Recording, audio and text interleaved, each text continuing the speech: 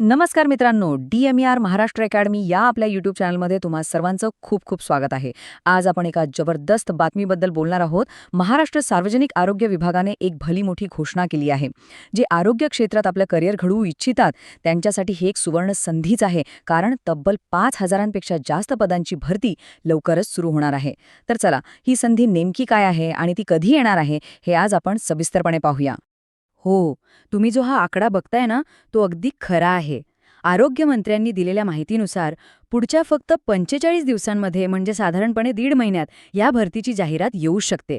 यावरूनच आपल्याला कळतं की आता तयारीला लागणं किती जास्त महत्वाचं आहे. आणि मित्रांनो, ही माहिती पूर्णपणे विश्वासार्ह आहे. ही बातमी लोकसत्तासारख्या महत्त्वाच्या वृत्तपत्रात प्रसिद्ध झाली आहे आणि खुद्द आरोग्यमंत्र्यांनीच ही घोषणा केली आहे. त्यामुळे ह्या माहितीला एक अधिकृत आधार आहे.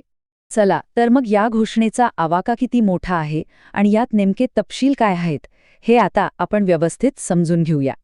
तर गोष्ट अगदी सरळ आहे. सार्वजनिक आरोग्य विभागात 5,000पेक्षा जास्त पदांची भरती होणार आहे. आरोग्यमंत्री प्रकाश आंबेडकर यांनी ही घोषणा केली आहे आणि सगळ्यात महत्त्वाचं म्हणजे येत्या 1.5 महिन्यात भरतीची जाहिरात प्रसिद्ध होईल असं त्यांनी स्पष्ट केलं आहे. आता पुढचा आणि महत्त्वाचा प्रश्न, की इतक्या मोठ्या भरतीची गरज अचानक का निर्माण झाली? यामागे एक खूप मोठं आणि गंभीर कारण आहे, ज्यावर आता आपण प्रकाश टाकू. आरोग्यमंत्र्यांचं हे एकच वाक्य सगळी परिस्थिती स्पष्ट करतं. राज्यात पायाभूत सुविधा म्हणजे हॉस्पिटल्स आणि आरोग्य केंद्र तर बांधून तयार आहेत, पण तिथे काम करण्यासाठी कर्मचारीच नाहीयेत. आणि हीच मोठी अडचण दूर करण्यासाठी ही भरती केली जात आहे.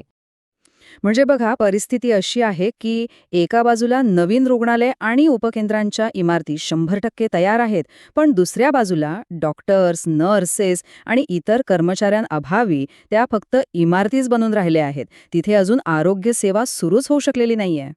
आता आपण त्या भागाकडे वळूया जो आपल्या सगळ्यांसाठी जे आरोग्य क्षेत्रात काम करू इच्छितात त्यांच्यासाठी खूप महत्त्वाचा आहे.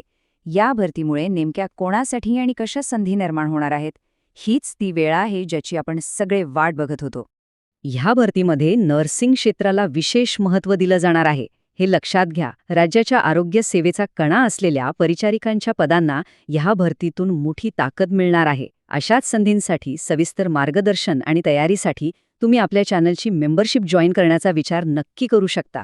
या भरतीमध्ये सगळ्याच स्तरावरच्या नर्सिंग प्रोफेशनल्ससाठी संधी आहेत.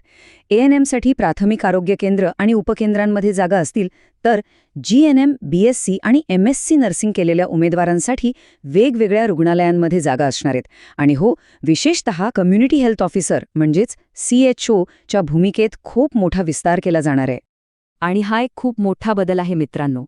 CHO हे पद आता फक्त उपकेंद्रांपुरतं मर्यादित राहणार नाही, तर आरोग्य व्यवस्थेच्या प्रत्येक स्तरावर पोहोचणार आहे. ही खरंच एक मोठी आणि धोरणात्मक बाब आहे. CHOची नियुक्ती आता जिल्हा रुग्णालय, उपजिल्हा रुग्णालय आणि एवढंच नाही तर सुपर स्पेशालिटी हॉस्पिटल्समध्येही केली जाईल.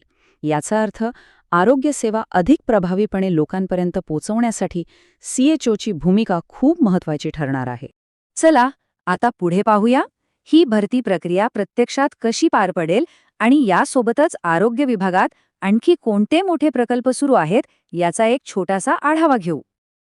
तर भरतीचा मार्ग अगदी स्पष्ट दिसतोय. प्रस्ताव मंजुरीसाठी समितीकडे गेलेला आहे. पुढच्या आठवड्यात बैठकीनंतर त्याला अंतिम स्वरूप येईल आणि त्यानंतर 1.5 महिन्यात जाहिरात आपल्यासमोर असेल.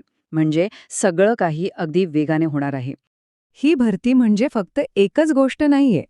यासोबतच राज्यात इतरही मोठे आरोग्य उपक्रम सुरू आहेत. शहरी भागांसाठी वेगळं आरोग्य संचालनालय आणि 6 नवीन कॅन्सर हॉस्पिटल्सची उभारणी ही राज्याच्या आरोग्य क्षेत्राला मजबूत करण्याच्या दिशेने उचललेली खूप मोठी पावलं आहेत. या सगळ्या माहितीनंतर सर्वात महत्त्वाचा प्रश्न, जे उमेदवार या सुवर्णसंधीची वाट पाहत आहेत त्यांनी यातून काय बोध घ्यावा? त्यांच्यासाठी या घोषणेचा नेमका अर्थ काय आहे? या सगळ्या माहितीचा एकच आणि सर्वात महत्त्वाचा अर्थ आहे, अभ्यासाला लागण्याची हीच योग्य वेळ आहे. जाहिरात आल्यावर तयारी सुरू करू हा विचार अजिबात करू नका, कारण स्पर्धा मोठी असणार आहे आणि वेळ आपल्याकडे कमी आहे. त्यामुळे तयारी आत्तापासूनच सुरू करा. तर मित्रांनो, ही होती आजची सर्वात मोठी अपडेट. पण जाता जाता एक विचार करण्यासारखा प्रश्न मागे राहतो, ही 5,000पेक्षा जास्त नवीन पदं भरल्यानंतर महाराष्ट्राच्या सार्वजनिक आरोग्य व्यवस्थेचं चित्र कसं बदलेल?